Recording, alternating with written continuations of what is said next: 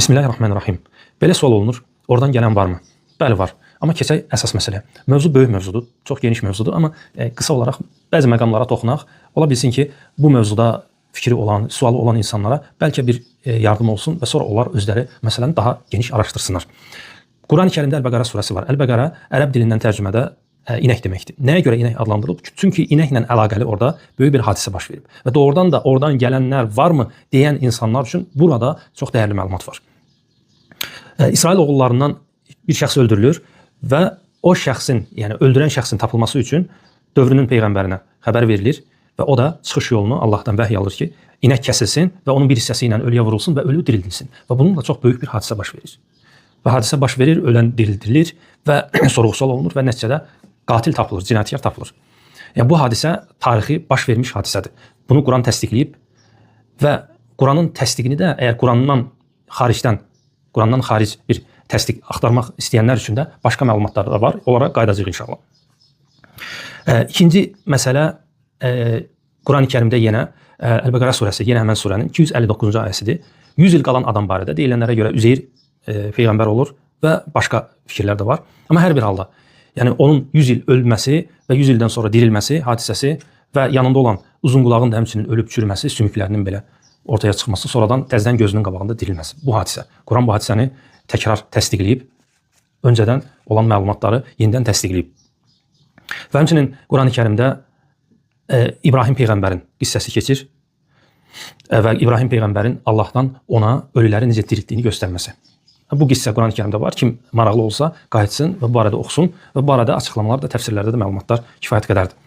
Yəni, quşları kəsir, onları hərəsini bir tərəfə qoyur, sonra Allah Taala təzədən onları dirildir və beləcə Allah Taala öz sonsuz qüdrətini insanlara göstərir. Sadəcə insanlar daim möcüzə axtarışına meyilli olduğu üçün bu insanlara verilmiş bir nümunələrdir. Və bu Quran-ı Kərimdə gələn məlumatdır. Və bu məlumata əgər kiminsə şübhəsi varsa, onda qayıtsın digər kitablara, qayıtsın digər millətlərə, xaçpərəstlər, yahudilər soruşsun onlardan.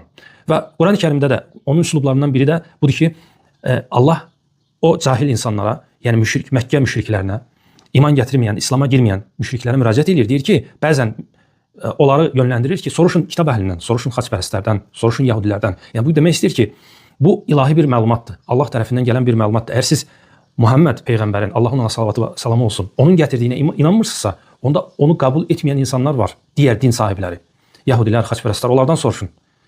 Yəni bu deyilənlər doğrudan da Allah kəlamıdır.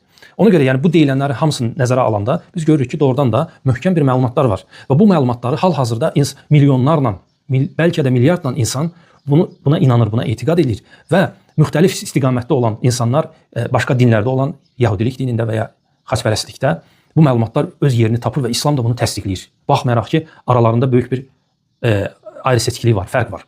Yəni bunlar hamısı nəyi göstərir? Bunlar göstərir ki, bu boyda insanların inandığı və güvəndiyi, bunu həm tarixi olaraq, həm dini olaraq qəbul etdiyi məsələlər var. Və bu da o deyən insanlar ki, var, oradan gələn varmı?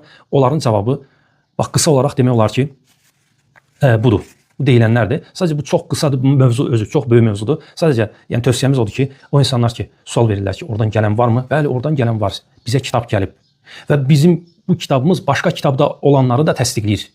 Orada olan məlumatları təsdiqləyir. Hansı ki, nə bu kitabın cəmaatı digərini qəbul edir, nə də bunlar onların dinini düzgün sayır. Və bütün bunları incələyəndən sonra ağıl sahibi əgər doğrudan da iman gətirmək istəyirsə, doğrudan da inanmaq istəyirsə ki, oradan gələn var, oradan gələnlərin məlumatları var. Zaten bundan artıq nə məlumat ola bilərdi ki, yəni milyonlarla insanın təsdiq etdiyi, həm dini cəhətdən inandığı, həm tarixi cəhətdən bu möhkəm yazılardır. Bu Quran-ı Kərimdə yazılıb, 1400 il bu kitab qorunub. Göstərin 600-700 il hər hansı bir şeyin üzərində, daşın üzərində olmayan bir kağızın, kitabın üzərində yazılanlar salamat gəlib çıxsın, xeyr. Amma 1400 il bu kitab qorunub. Bu ilahi kitabdır, bu da onun bir möcüzəsidir. Bu özü də başqa bir mövzudur. Sadəcə demək istədiyimiz odur ki, yəni kim bu sualın cavabını doğrudan da səmimi əgər axtarırsa, Quran-ı Kərimdə onun cavabını kifayət qədər var. Oradan gələn məlumatlar çoxdur. Ölülərin dirilməsi, axirət məlumatları, cənnətdən, cəhənnəmdən, Rəbbimizin insanların gələcəkdə belə danışdıqlarını, keçmişdə danışdıqlarını xəbər verib. Oxuyun, araşdırın, görəcəksiniz ki, doğrudan da oradan gələn var. Sadəcə bu asılıdır sizin nə qədər səmimi olmağınızdan. Siz nə qədər bu sualda səmimisiniz. Əgər doğrudan səmimisinizsə, onda siz bunun cavabını Quran-ı Kərimdə tapacaqsınız ki, oradan gələnlər var və onu kitab əhli də sizə təsdiqləyəcək. Gedin yahudilərdən soruşun, gedin xaçpərəstlərdən soruşun. Quran-ı Kərimdə ölülərin dirilməsi axirət məlumatlarını bizə verən insanlar. Elə kifayət olur ki, peyğəmbərlərin gəlməsi. Hər bir qövmdən Allah Taala seçilmiş insanlardan, ağlı başında olan insanlardan bizə məlumatlar çatdırıb, onlara vəhy olunub. Və bu onların sayı minləri, 100 minə çatıb. Bu olmamış kimi yenə onların göstərdiyi möcüzələr, yenə onların xəbər verdiyi məlumatlar, keçmişdə baş verən hadisələr, onların dövründə baş verən hadisələri indiki bizim kitabımızın təsdiqi. Yəni kifayət qədər məlumat var. Qalıb sizin yalnız bunu oxumağınız, öyrənməyiniz. Çünki məsələ iman məsələsidir. Əgər hər insan üçün xüsusi olaraq bir möcüzə göstərilsə, onda burada iman məsələsi qalmaz. Burada artıq gördüyün bir şeydir, gördüyün bir şeyi təsdiq etmək çox asandır.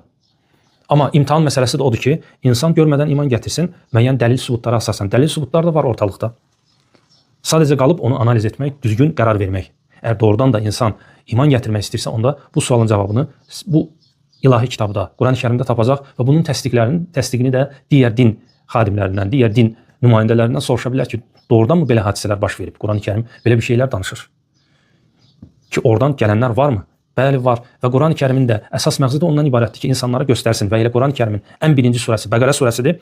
Bəqərə surəsi, Əl-Bəqərə surəsi bu hadisələrdən danışır, ölülərin dirilməsindən danışır. Yəni, bu hadisələr Allah üçün çox asandır. Biz bunu möcüzə saysaq da, bu Allah üçün adi bir şeydir. Zaten kainatda yaradılmış hər bir şey möcüzədir. Sadəcə müəyyən bir təkrar olunan bir hala salındığı üçün bizim üçün adi gəlir. Biz buna maddi həyat kimi baxırıq. Həqiqətdə bunların hamısı möcüzədir.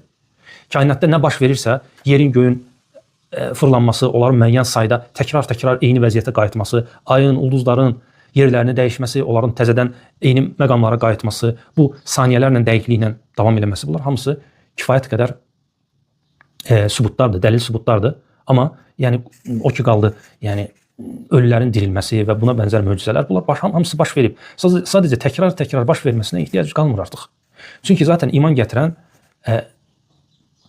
qəti dəlilləri görüb ona iman gətirir, amma iman gətirməyən açıq-aşkar belə görsə, yenə iman gətirmir. Necə ki, uca Rəbbimiz yaradan özü xəbər verib ki, Qurani-Kərimdə, onlar Allahı görsələr, ölülər onlarla danışsa, yəni kimlər ki, iman gətirmək istəmir, onlar iman gətirməyəcəklər.